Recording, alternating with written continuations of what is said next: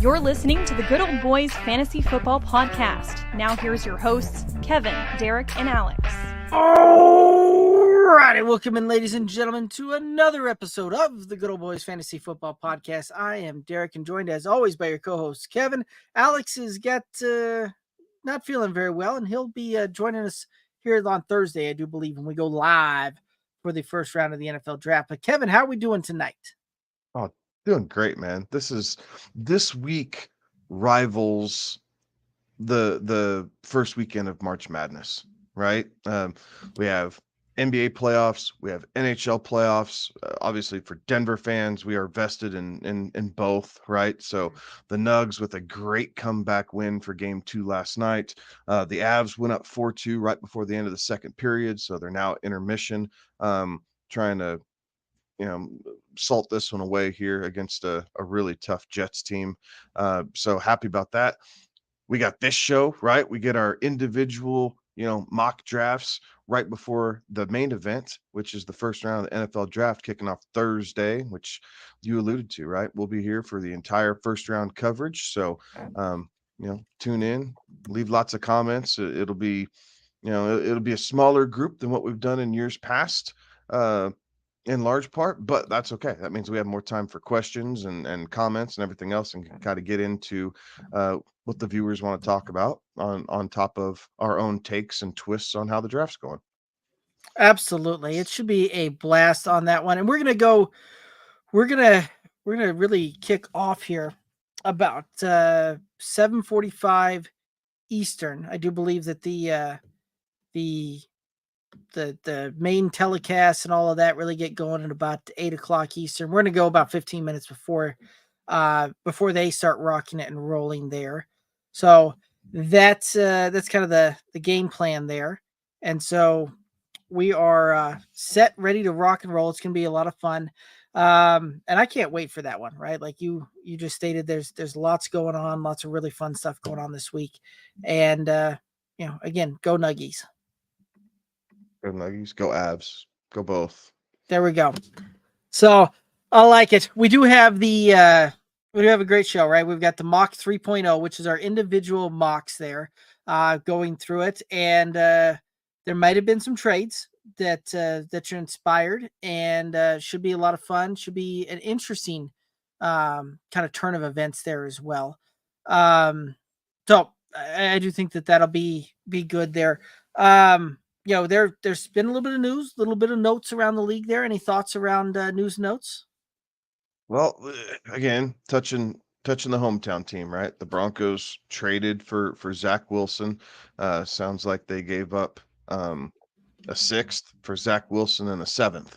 I know a lot of people are clowning on the Broncos for that, and at first I kind of rolled my eyes, and now thinking back, like, okay, here's the deal.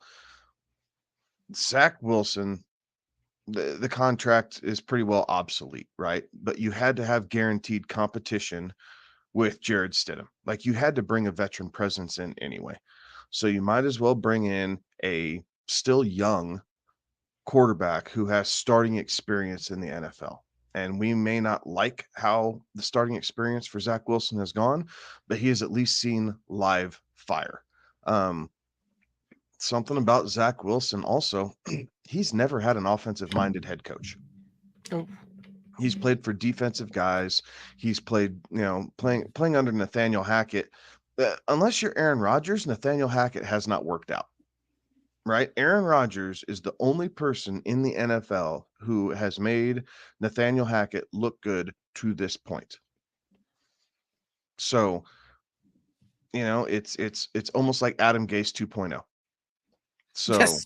it didn't work in Denver. It didn't work with the Jets. Yes, Rodgers got hurt and everything else, but I'm willing to at least see how Zach Wilson looks in training camp and in the preseason in an offense that is more quarterback friendly than what Nathaniel Hackett offers, right? We heard what Sean Payton said when he came in after the Broncos fired Nathaniel Hackett, right? That it was an absolute dumpster fire. That it was a dumpster fire, right? And then him and Aaron Rodgers got in that spat. Maybe Zach Wilson thinks the same thing. right? He's able to change over, get some new scenery. And again, I'm not saying he's the next Tom Brady or Peyton Manning. Maybe he's just a placeholder for competition. So be it. I maybe the Broncos still draft a quarterback in the first round, right? They have to get that answer as an NFL franchise, not just the Broncos, but as an NFL franchise. You have to have the answer at quarterback. Otherwise, you are stuck in NFL purgatory, right? You are middle of the road to bottom, and it doesn't matter draft picks, free agencies, the ownership spending as much as they can, right? You're maxing out the salary cap. None of that matters if you don't have someone who can lead a team. And so you got to keep trying, right? You got to change it up until you find something that works. So I don't hate it. I know they're getting clowned on it a lot, but I don't hate the move for at least a competent competition coming into the season. Jared running solo was not going to be. Right. Yeah. And that was the thing that I didn't really understand too, with some of the folks that really weren't fans of it. You really didn't give up much to go out and get him. And the Jets are paying a portion of the salary on top of that as well. So, I mean, you essentially turned a 6th round into a 7th round. Okay, like these are deals that most of the guys that are drafted in the 7th round win on day 3, or even around 6. Most of the guys that are drafted in 6th, 7th round, most of the fan base, when they look at that and they see the pick go and they go, who was that? Who did we just select? It's not until those guys kind of, showcase and show up and all of a sudden become this draft, gem that they found in the 6th or 7th round type of thing. Most of the time on draft day, the draft pick that's there, the majority of fans go, I don't even know who this guy is. Where did he go to college? Where's that college at? Like, they're not the big name marquee draft picks that's going on here. 6 for 7 swap, not much difference there, and it really wasn't much difference in the overall picks that when it's all said and done there. But you got a guy that's coming in to at least compete with NFL starting experience. Yeah, Ben DiNucci has a little bit of starting experience. Jared Stidham has a little bit of starting experience, and Zach Wilson has a little bit of starting experience. And there's nothing to say that they don't go out there and still spend some draft capital here to bring in yet another quarterback when it's all said and done. And so I don't the move doesn't really move the needle for me one way or another, but it's certainly not a groaner like I've seen a lot of people around town reacting to. I would agree. I would agree. And I just, what I think the move does is I think it solidifies the fact that the Broncos realized that to move up to get one of these top 3 quarterbacks, it was going to cost more than what they had. Uh-huh. And I think this move for now says that they're not planning on trading up in the first round. I could be wrong. Yeah. But I think that move does. Okay, we are going to see what comes to us, and then we're going to go to our board and see what best fits what we need. If a guy we really like falls, we pick him up, right? Like, yes, they've done their homework. They're finishing up their big boards, right? They're going through and nitpicking and everything else to kind of get the board in final shape between, tonight, tomorrow, and Thursday during the day. But I think this move saved the Broncos from making a bigger mistake, which would be giving up multiple, at least 2, if not 3, first-round picks to jump up from 12 to 4. Right. And I don't think that the Chargers are moving back to 12 with the Broncos. Is that right? Like there's that whole in-division rivalry thing and everything else where the in-division costs go even higher. So it would be the Cardinals at 4 that they'd have to go up and try and get. And I think you're right. I think it costs at least probably 2 firsts and a second in there to make that move. for the Broncos to move from 12 to 4 type of thing to try and Yeah, do that. And and even we're at that just point, coming out of that, right? With mhm, The Peyton deal. And again, this year we don't the even have a second, right? Like, right, the Russ deal. oh yeah, yeah. So So it's yeah, just they stop hemorrhaging the youth, right? They need to revitalize, but this move allows them, if Dallas Turner's their guy, just a name. If Dallas Turner's their guy and he's sitting there at 12, now they can take Dallas Turner at 12. hmm If Brock Bowers is their guy and he's sitting at 12, now they can take him, right? Like, I mean, it provides a little bit of flexibility because you have at least competition at the quarterback position, regardless of how elite or lack thereof it is. But you're not just handing the job to Stidham, you are pushing to see which one of these two can digest the playbook and who can get the team to rally behind them the best. right. Well, that's one of those too. That's that very well could be that you're going through that. If you don't take a quarterback here, you're setting yourself up for likely a draft pick that could land you the guy that could be your franchise quarterback the next year, right? Like this is you make no mistakes about it, Denver fans. This is going to be a rebuilding season, and finally, it looks like the organization is you're committed just to finally like okay, we're just going to embrace the suck and see what we can do on trying to build out of this thing. But the last 8 years certainly haven't worked. But Exactly. well, any other? So Oh, go ahead. I was going to pivot right there with you. So the Jets, the Broncos, the Lions, and the Texans have all released their new uniforms. Yes. Is there a set that you like, or is there a set that you don't like more than the others?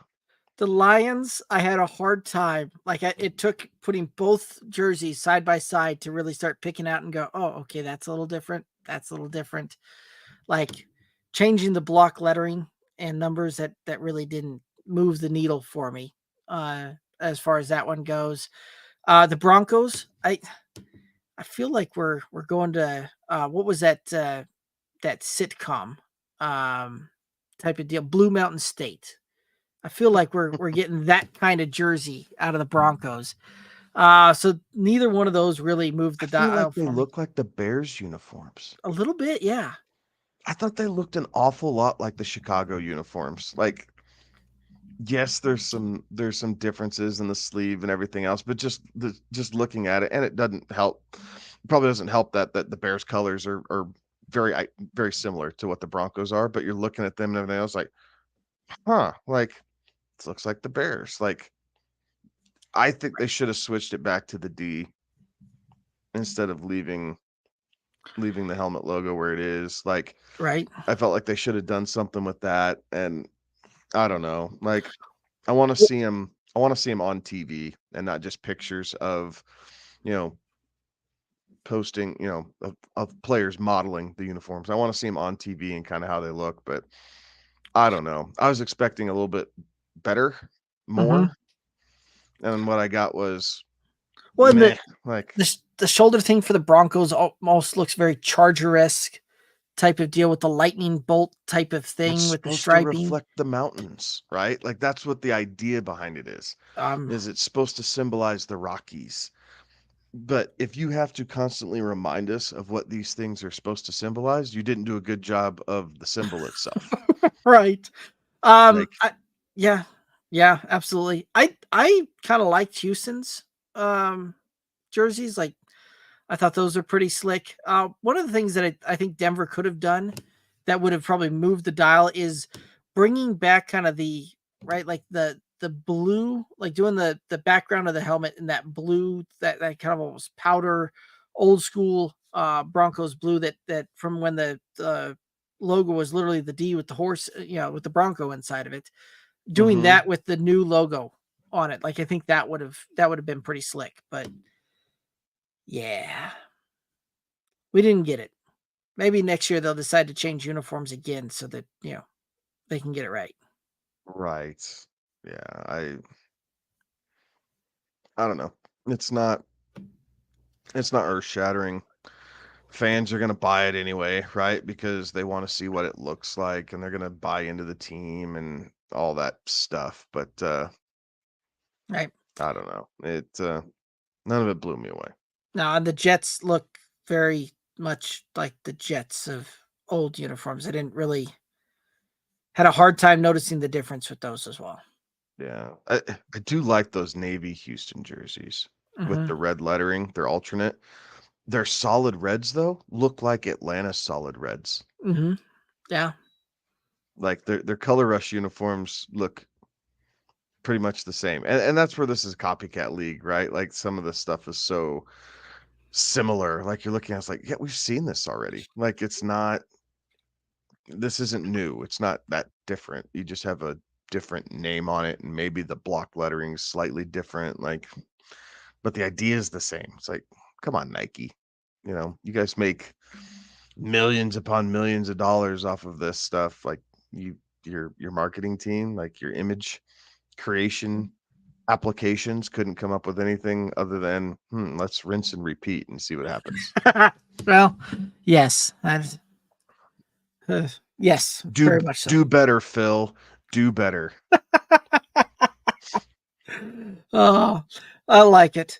Any other thoughts here on the on news notes? Any other topics we want to hit up here before we start jumping into our mock 3.0?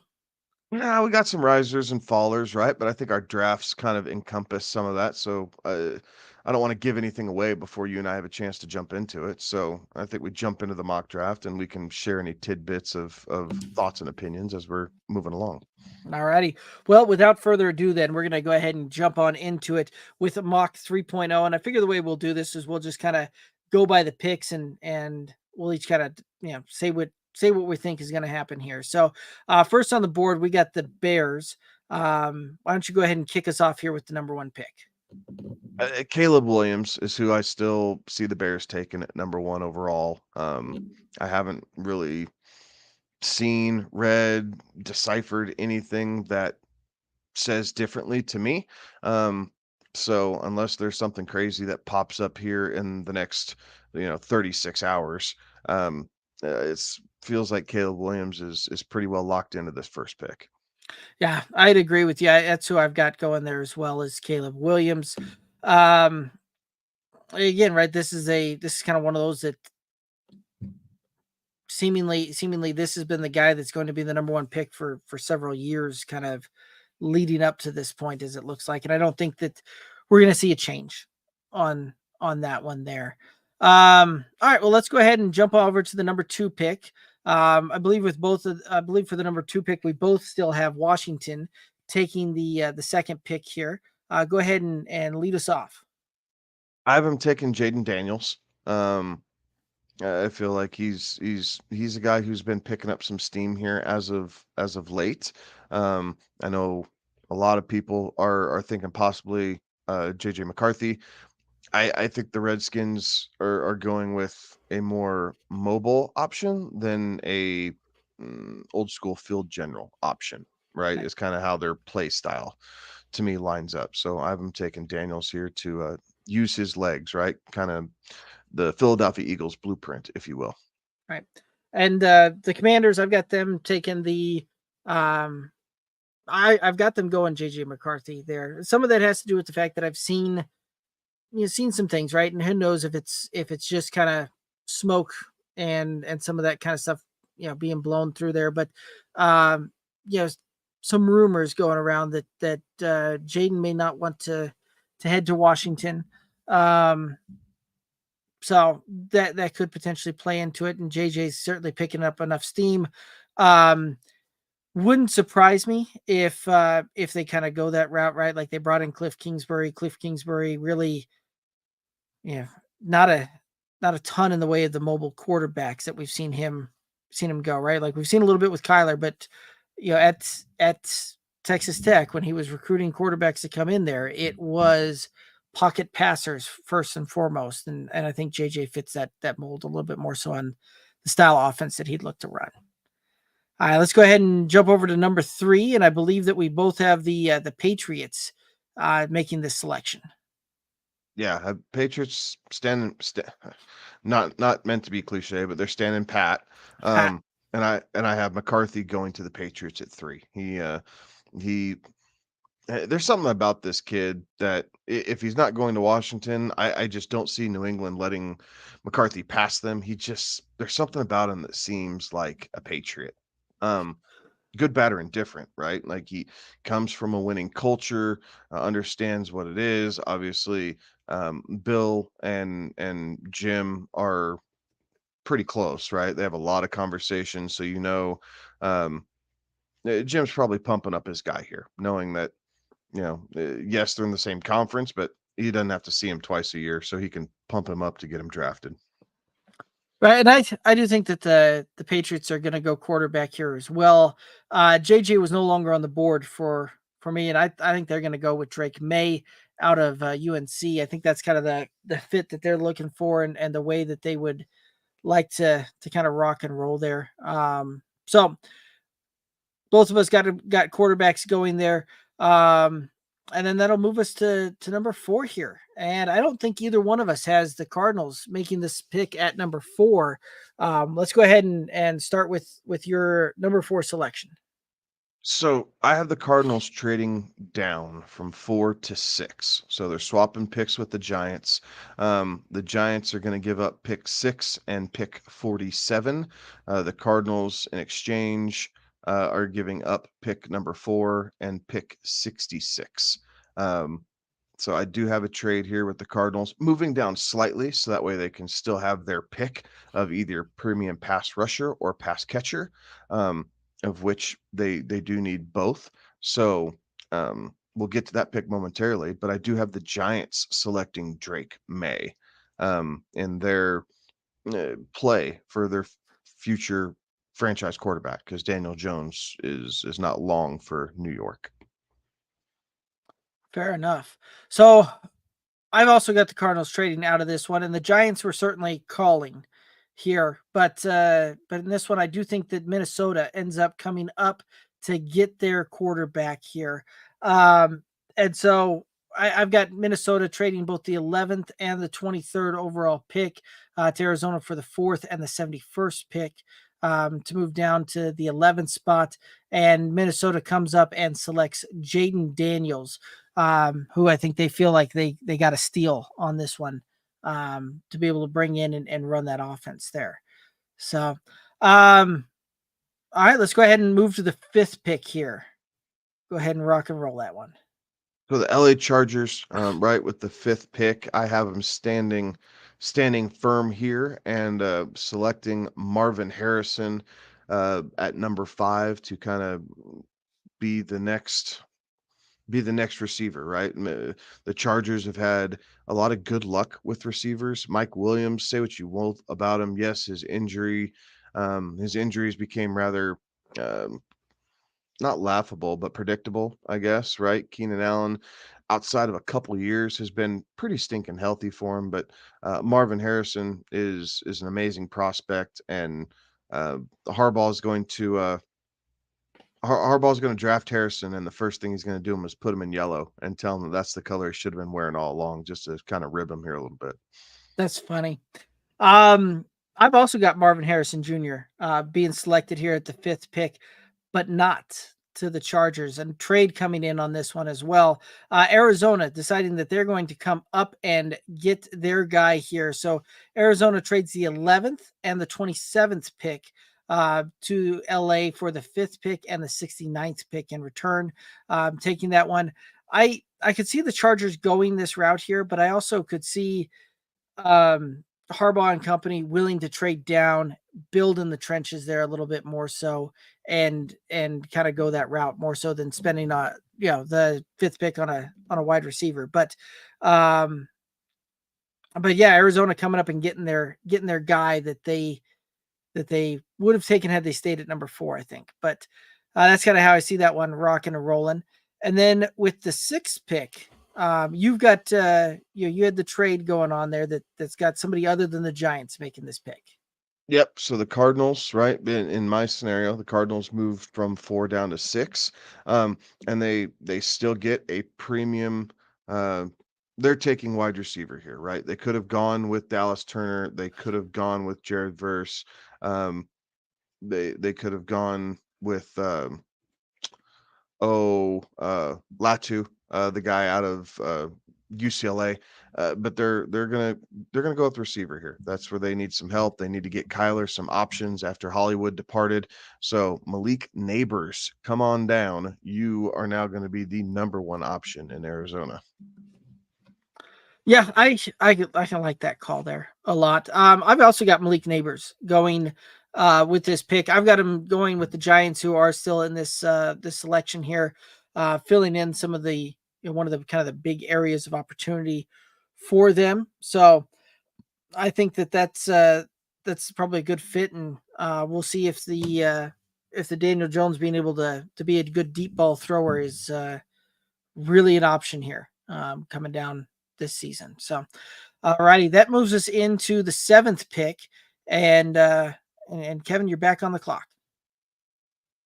Seventh, I'm going with the Tennessee Titans taking Joe Alt out of Notre Dame. I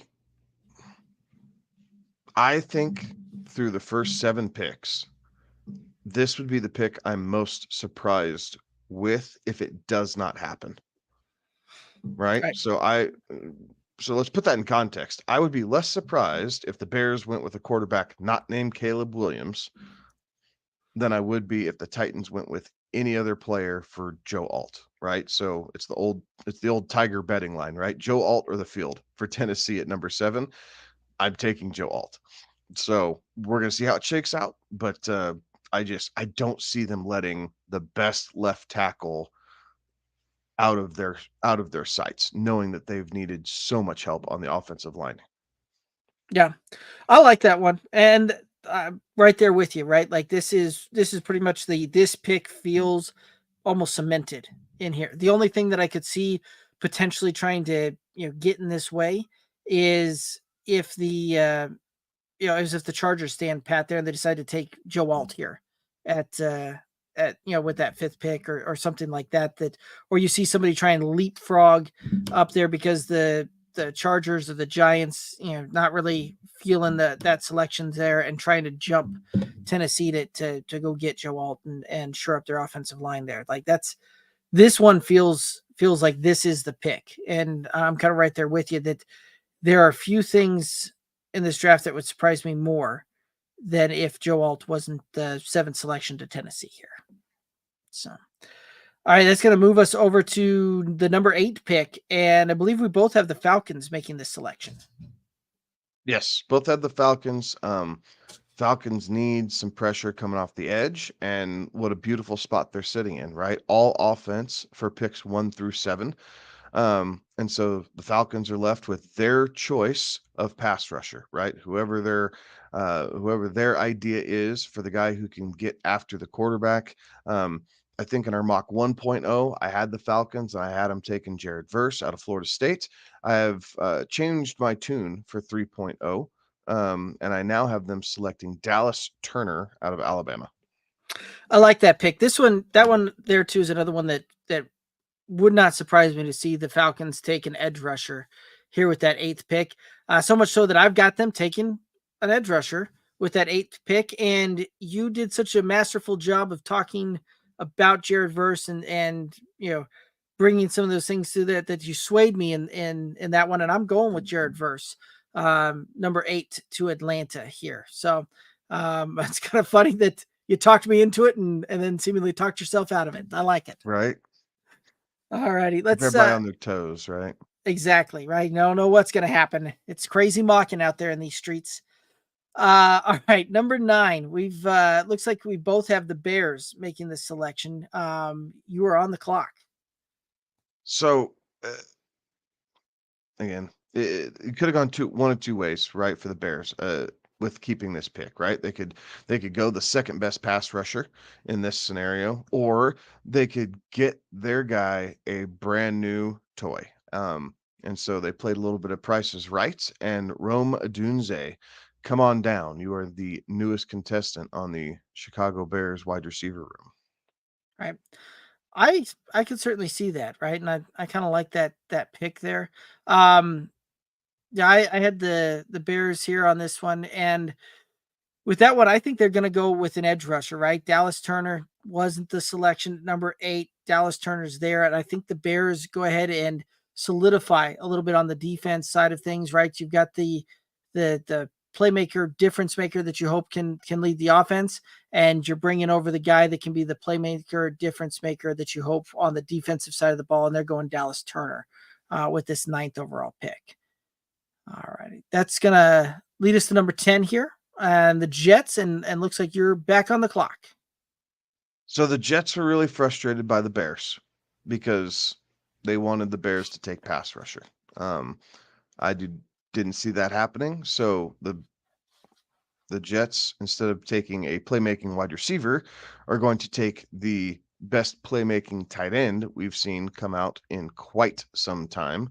Mr. Brock Bowers is going to be a New York Jet and the newest toy for Aaron Rodgers. Yeah, I like that fit a lot there. Um, and with the Jets on the clock, Roma Dunze still on my board, and that's where they're going, right? They're going to go out there. They're going to get the wide receiver, have somebody be able to play kind of opposite of Garrett Wilson, and see what they can make of this offense here with a couple of talented playmakers. Really a couple of kind of just a very talented offensive bunch here. So that's where I've got the Jets going is Rome Odunze. Any kind of thoughts here on the top 10? Anything that kind of may have surprised you a little bit?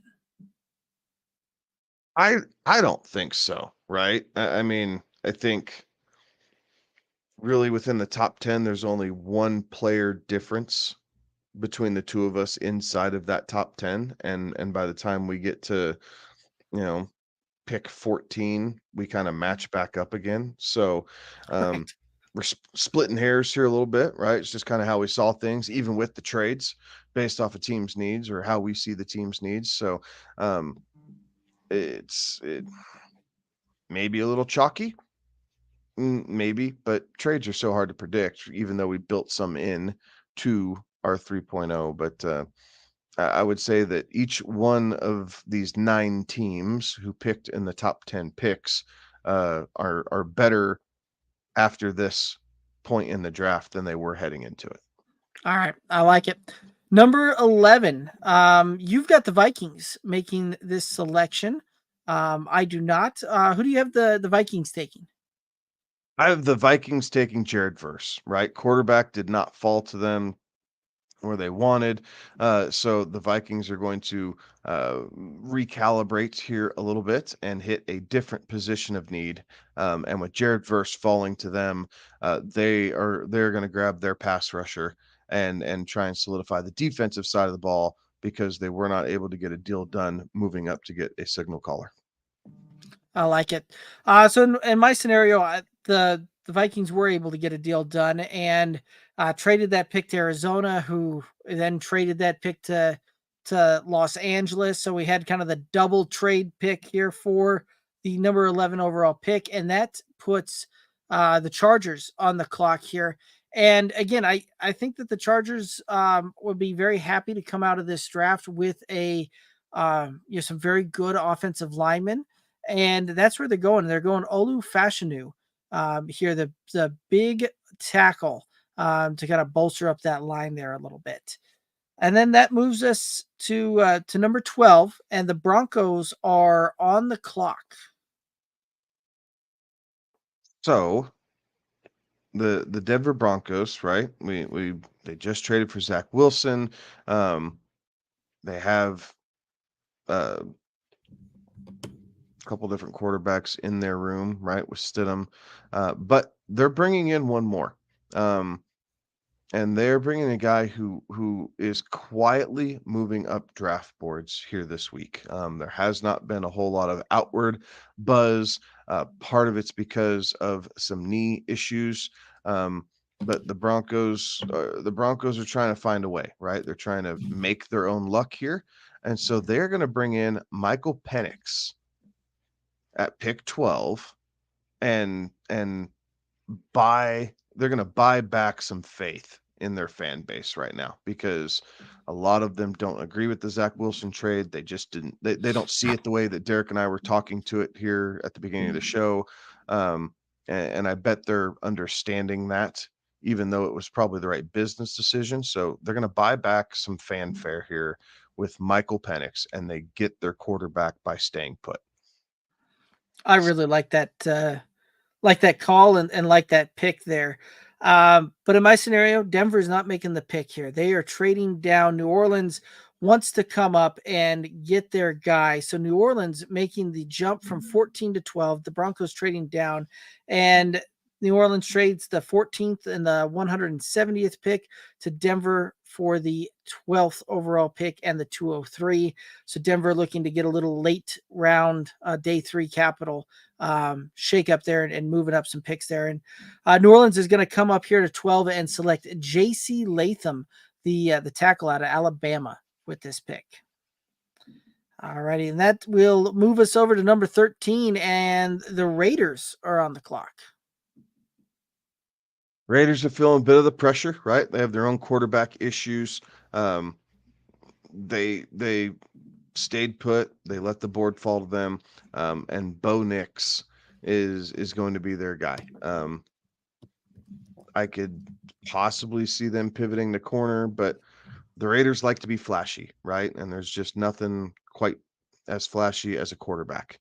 So they're going to get their guy again, buy some faith into or from the fans there in Las Vegas here. So they're going to go gambling on Bo Nix. I do have to agree with you. Hook, line, sinker. I've also got the Raiders taking Bo Nix here with the 13th overall pick. Going out getting their quarterback here. A guy that can be dynamic and potentially try and make some moves there. But it's funny, right? Like every time that I keep hearing Bo Nix, talked about during this draft process, I keep thinking about the movie Draft Day, where they're going all on, all through that thing where it's say it with me, you get Bo. And not gonna lie, when I hear that mentioned with the Broncos, I feel very much like Kevin Costner's character, where it's okay, we get Bo, and then pivot and go somewhere else. So that's what I'm hoping, is that the Broncos don't get Bo here. Anyway, That makes me shudder. Anyway, that was kind of a funny little, peel back the curtain and something that we had talked about in our group chat leading up to tonight's episode. So, alrighty, that puts New Orleans on the clock for you. And who do you have New Orleans making the selection for? I've New Orleans taking J.C. Latham, right? So same guy you had him taking, just without the trade, right? So it still works out for the Saints. You and I see it the same way for them, regardless of 12 or 14, which, hopefully that means great minds regardless. But they get a tackle for them going into the future and try and get some youth and some overall better pass pro presence in New Orleans. Right. Yeah, I think that's one of those that they're worried that the Raiders may go offensive line there, may try and both, and they make that move up to get the same guy, because I do think that New Orleans has their guy, and J.C. Latham's it. So it is interesting that both you and I had that panning out the same way. Denver is now on the clock here, though, for that trade, moving New Orleans up to 12. And at that point, I do think the Broncos decide to stop the slide for Brock Bowers, and they're going to go ahead and take the very dynamic tight end out of Georgia to be the newest Bronco, and his slide down the board stops here at number 14 with Denver. I think for me personally, now part of this might be some homerism, and I understand that. I would be blown away if Brock Bowers is still sitting here at 14. I've just, looking around and seeing kind of how some other folks have their board set up. I've seen him as high as 6 to the Giants. So not that that's a lock, but for him to fall all the way to 14 when we've seen, not too long ago, right? Kyle Pitts go at 5. overall Yeah. to the Falcons. And I think Bowers is a better playmaking prospect coming out than even Kyle Pitts was. He's just a little bit smaller. Fair enough. Alrighty, and that moves us to number 15, and the Colts are on the clock. Colts get their defensive back of choice, right? We just haven't seen one gone yet. This board has been dominated by the offense. So if history tells us anything, Derek, we probably weren't balanced enough. But this draft just led to too many good offensive players for it not to be tilting to that side of the ball. Nevertheless, Quinion Mitchell, best cornerback available here in this draft, and he is heading to Indianapolis. Yep, that's the way I see that one as well. And actually, it was kind of crazy when I sat there and I just saw some of the next picks here and how they kind of shook out there for each of us on that one. So kind of crazy. But I've also got Quinion Mitchell also going through here. And kind of up for debate there a little bit as far as who the best cornerback in this draft is, who the first cornerback off the board will be taken. But I do think that Indianapolis very much feels like Quinion Mitchell is their guy here at number 15. All right, let's go ahead and head on over to number 16. Looks like the Seahawks are on the clock. Seahawks. So their positions of need are not necessarily where the draft depth is, right? So for them to really fill what their needs are, they're probably going to have to reach a little bit here in the first round if they cannot find a trade partner. In this scenario, I did not see them finding one, so they're going to go with Byron Murphy, a defensive tackle, to help stop, really plug up the run here on the defensive line. Yeah, I like that pick so much. I also had Byron Mitchell, the defensive tackle out of Texas, going to Seattle with this 16th pick. Again, kind of one of those that when you're looking at that, it feels like it's a fit there for a player and organization, and I think that'll kind of be how that plays out there. Number 17 looks like the Jaguars are on the clock. So I have the Jags holding serve with kind of what the Colts did, right? They're in a division. They know CJ Stroud, and this Texans offense was dynamic. I could see I was really torn between this player and one more. I have them taking Terry and Arnold as far as some help in the secondary. I would not be surprised if Laitu was their pick here and get their edge rusher. So it's kind of a 1A and 1B, but I had to make a decision. So I had Terry and Arnold being their pick here at 17. Yep, I'm right there with you. I also had Terry and Arnold going to the Jaguars here with pick 17. I could certainly see them going some other options there as well. Potentially trying to go after Laitu as well. He's a guy that has kind of sneakily been seeming to kind of sneak up boards, and guy that maybe flying under a lot of the kind of experts boards and a lot of fan boards, but I think has really started to gain some traction here with some of the kind of NFL teams, and we may see him go much earlier than he's been on the board here so far. All right, let's go ahead and head on over to number 18, Cincinnati, and looks like the Bengals are on the clock here. They are. They need some offensive line help, as many NFL teams do. And I have them taking Talaese Fuaga. I believe I said that right, based off our show last week and how Alex was pronouncing it. So, Alex, I apologize if I didn't say it right after you taught me, but it's your fault for not being here tonight, and that's my story. So, get a little bit of protection, right? Keep Joe Burrow upright, because the Bengals are just not the same team, regardless of how well Browning played. They're not the same team when Joe Burrow's not under center. Yeah, I would agree. I agreed so much that I've also got them going on and addressing the offensive line here. I do not have them going with the same selection that you've got. I've got them going with Troy Fantanow, the offensive tackle out of Washington, to kind of bolster up their line there. But both of us go on offensive tackle here for the Bengals. Number 19, that looks like the Rams are now on the clock. Rams, they decided to go with pass rusher, right? Letu was still out there. This, if he's going at 19, this is probably a decent slide, right? We've seen some drafts where he's going as high as 9, if you will, to the Bears.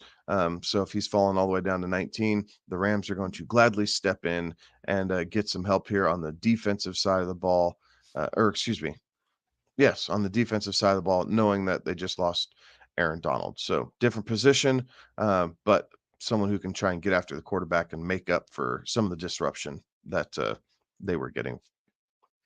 I like it. I've also got Lato going here as well, right? The UCLA kid going to the LA Rams here, so that he doesn't even have to pack his bags and go very far there.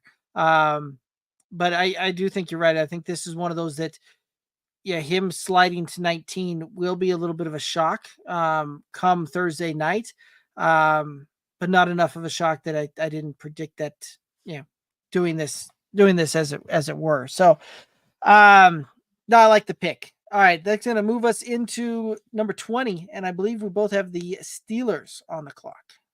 Yep, Steelers, and we're both looking in kind of the same areas, right? Steelers need offensive line help. It didn't matter whether it was Kenny Pickett, Russell Wilson, or Justin Fields. Any way you shook it out, the Steelers needed to get better on the offensive line. I had them taking Troy Fatuanu to provide some depth there across the offensive line and help out their starting quarterback.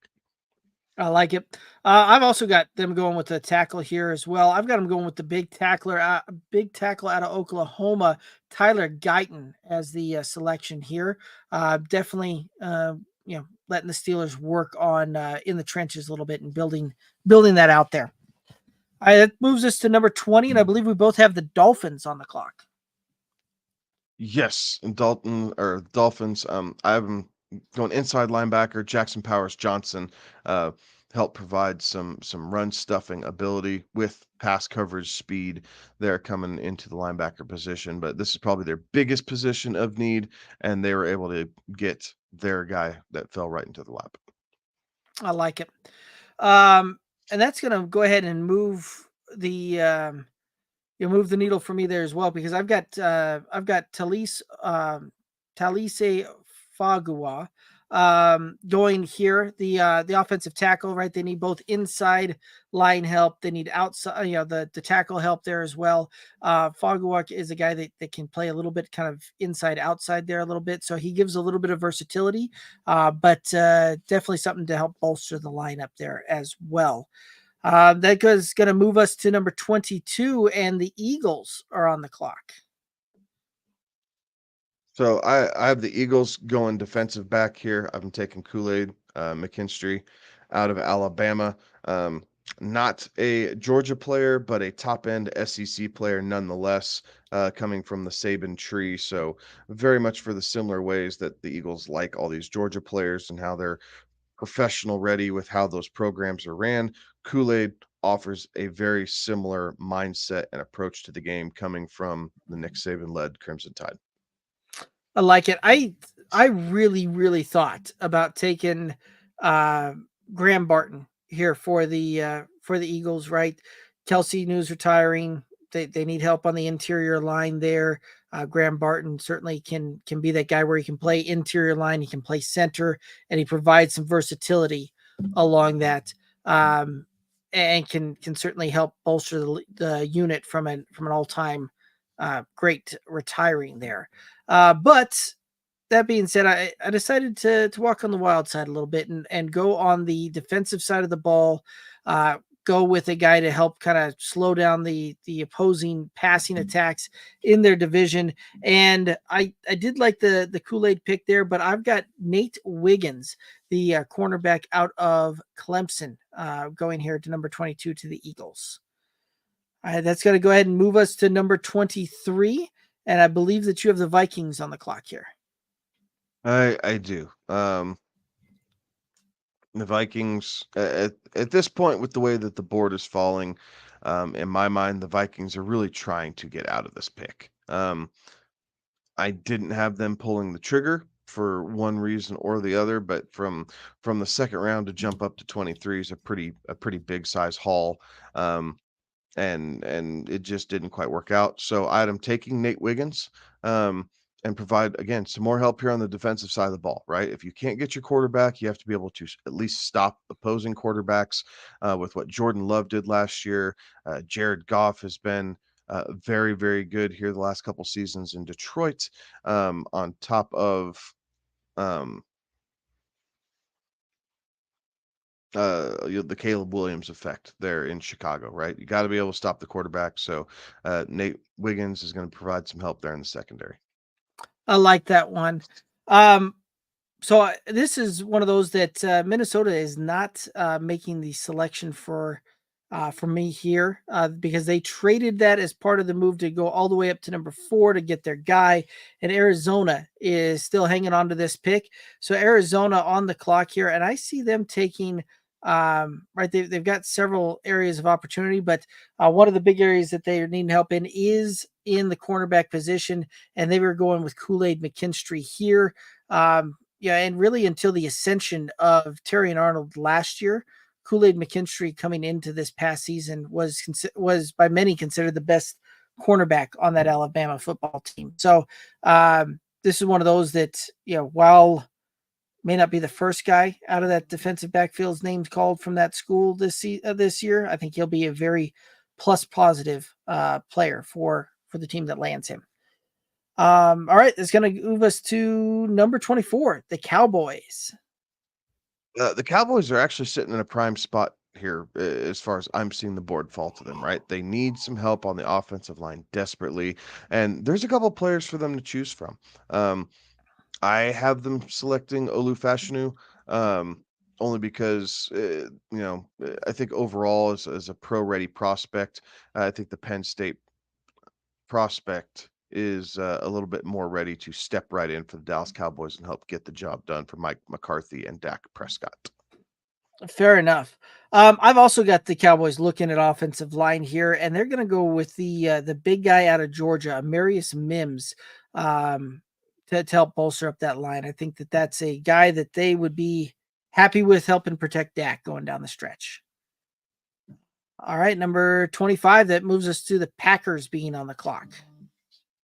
I have the Packers taking Amarius Mims for those same reasons, right? Protect Jordan Love.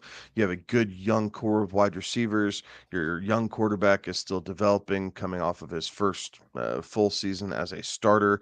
And so keep him upright, let him continue to learn, develop, and process defenses, and Mims will help with that. Yeah, I like that one a lot. I really thought about going offensive line here as well, but with the Packers, mixed it up here a little bit and decided that they're going to go on the defensive side of the ball, focus in on defensive tackle here. Jerzon Newton is a guy that many kind of go back and forth between him and Brian Murphy as who's kind of that 1A, 1B in this draft for defensive tackles. And that is where they're going, is Newton, the defensive tackle out of Illinois, to bolster up their D line here. That's going to go ahead and move us over to Tampa Bay with the 26th pick. Tampa Bay, they kept their offense intact, but they had to let a lot of the defense go to keep Mike Evans and Baker Mayfield. So I have them going Chop Robinson, right? Providing some edge rush ability there in the NFC South as they're trying to, defend their division title, if you will. So they need to get after the quarterback, and Chop's the next man up. So he's the guy for the job. I really like that pick there and that call there. With Tampa Bay, I've got them making the selection here at 26. And they're going with a guy that provides a little bit more of some versatility, I think, in the secondary on the defensive side of the ball, and that's going to be Cooper DeJean, the cornerback / safety out of Iowa, and a guy that that they can kind of move around there and help bolster up some of that the defensive backfield and provide some depth at some different positions there. All right, that's going to move us to number 27, and I believe you have the Cardinals on the clock. I do. The Cardinals are finally answering the wide receiver question here. So I have them taking Brian Thomas Jr.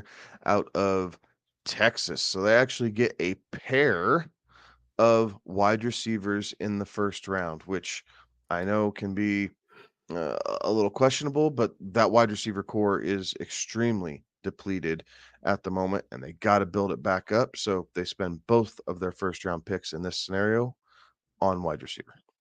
I like that. Um, the Cardinals are not making the selection here at 27 as part of the trade for the Cardinals to move back up to number 5 to go get Marvin Harrison Jr.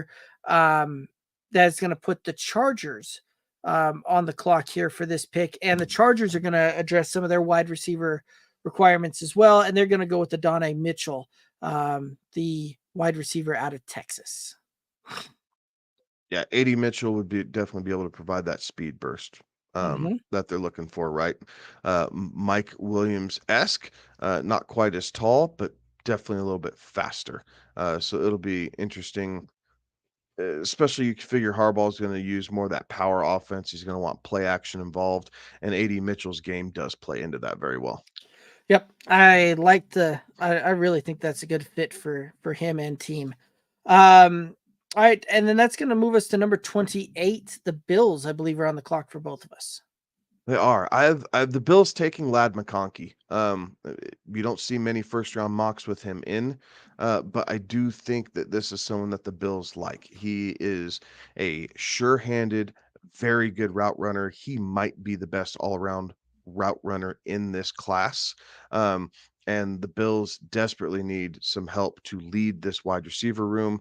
Um, and McConkey, who I think he's going to need to put a little bit of weight on and absorb some of the punishment that NFL wide receivers do take, but his pedigree, his work acumen, and his overall football IQ blew the Buffalo Bills away.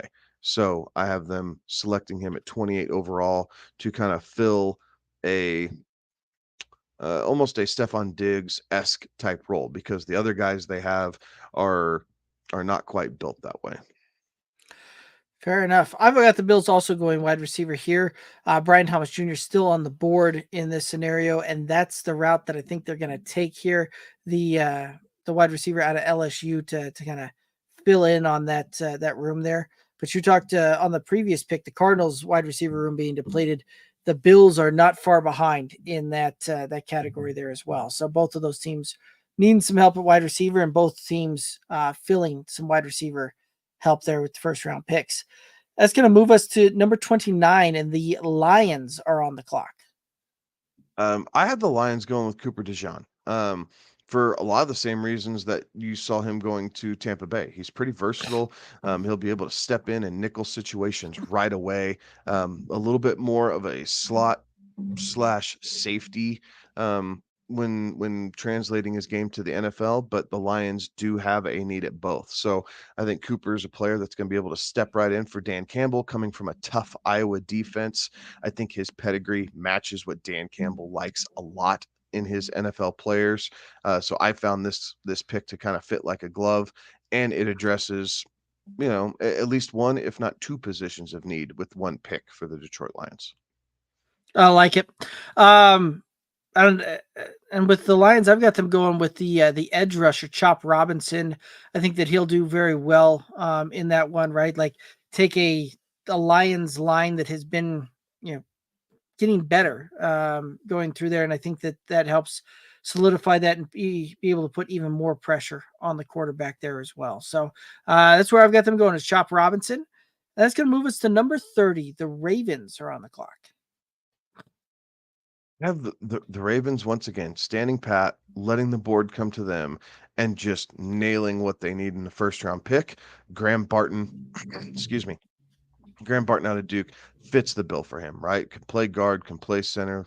A guy that's going to be able to step in and own one of those three spots for the Baltimore Ravens right away. Yep. And I like that pick so much that I also had that selection there as well. So I had Graham Barton as the 30th pick to the Ravens here again for a lot of the same reasons that you just referred to. And there was potential options to go with the tackle, to go some of that, but by going with Barton and bringing him in, you do provide that versatility at guard or center, and you're able to kind of shift guys around throughout that line, and that versatility can be key for that type of position there. That moves us to number 30, and I believe that you have the Niners on the board. I do have the Niners on the board. They need corner. You could possibly see them going receiver here if you believe that the Brandon Ayuk rumors are true and that he wants out or the Niners are looking to shop him. Nevertheless, I do have them going defensive back. Ernest Rakestraw Jr. is going to be the newest member of the San Francisco 49ers. This, I guess, a little bit of insight. The Niners have never drafted a cornerback higher than the third round since the um, John Lynch regime started there as far as GM for the Niners. So this would be a little bit of uncharted waters for them, but it is a big time position need. And I think he's at this point the best player available at a top position of need for the Niners. Yep. And Enos Rakestraw is a guy that I think is kind of silently creeping up some boards in there as well. But I've got the Niners on this one making a trade. They're trading back on this one to acquire some additional capital, and at that point, the Broncos are making a move here and coming up. There looks like they're going to trade pick 76, 256, and the 2025 second for San Francisco's 31st and a 2025 third rounder in return there. So, and with that, Michael Penix Jr.'s fall ends, and he ends as a Denver Bronco here on night one of the NFL draft. Um, Although that one there, a little tough to foresee since the Broncos earlier today, after this mock was completed and in the books, already traded the 256. So I already know it's busted at this point. All right, so number 32, that leads us with Kansas City, and I believe we both have the Chiefs on the clock. Yep, Chiefs on the clock. I have the Chiefs taking AD Mitchell. He's going to be able to get behind defenses as they continue to cheat up in this cover two shell. He's a bit more sure-handed than what the Broncos have seen here lately. Obviously, with the Rashee Rice news and expecting a multiple game suspension because of his car accident that he had. The Chiefs do need another weapon for Patrick Mahomes, so they're just going to revisit this well again and see if they can't make it right to find his running mate here for the next 5, 6, 7 years. I like it. So the guy that you just had the going to the Niners, I've got him going here to the Chiefs, and that's Enos Rakestraw Jr. Again, right, Kansas City, a little bit depleted there, allowing Snead to leave in this offseason here. And so I think that they're going to try and reload here a little bit and bring in a cornerback to help fill some holes on that secondary here. So Enos Rakestraw Jr. is who I have the Chiefs taking to end the first round here. And so that's his mock 3.0 kind of in the books. Anything that kind of stood out or may have surprised you about any of the picks? No, I wouldn't say. I would say that overall our mocks were pretty. I don't know if chalky is the right word, but as far as vanilla, right? As far as spice goes, I don't know that there's any single one of those picks that are mind blowing. Like, I can't believe you have him going X, Y, and Z for reason 1, 2, or 3.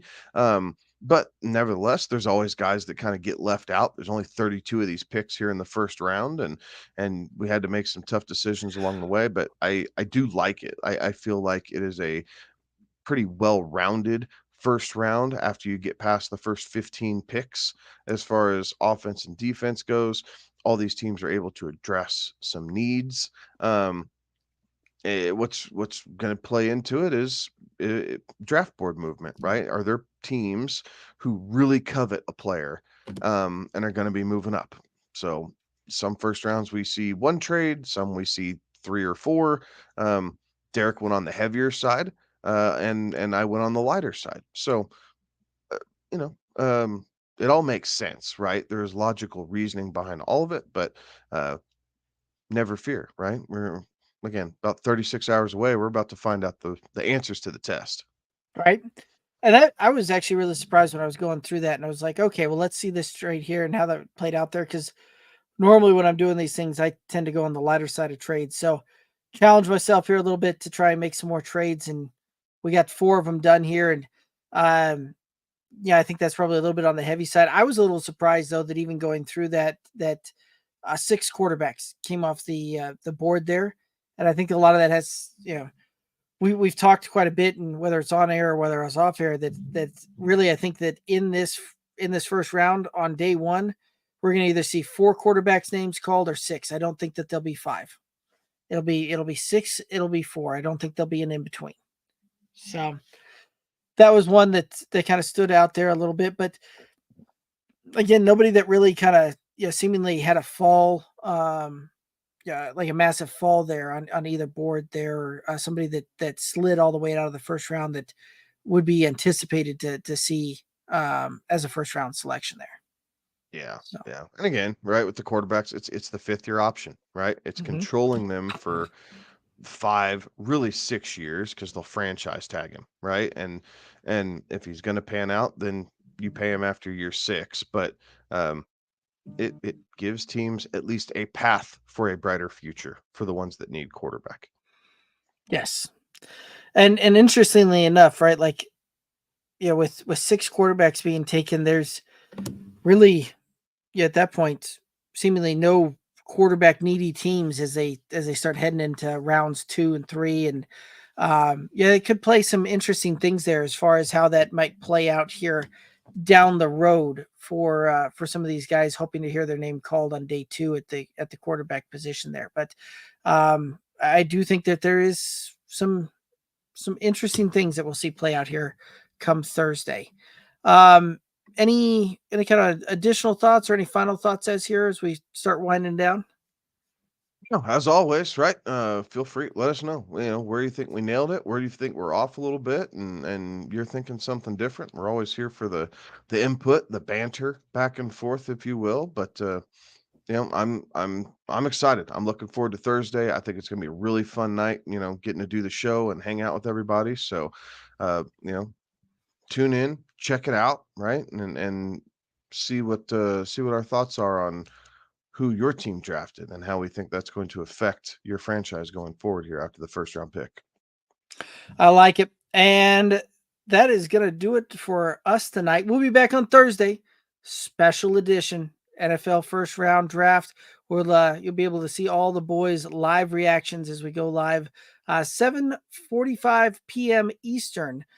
Special night, special time for a special day there. I was trying to think of another way I could work special in there, like another 3 or 4 times, but I ran out of special there. So anyway, that's gonna do it for us tonight. Make sure that you're tuning into all the socials: Twitter, Instagram, Facebook, TikTok at Good Old Boys FF.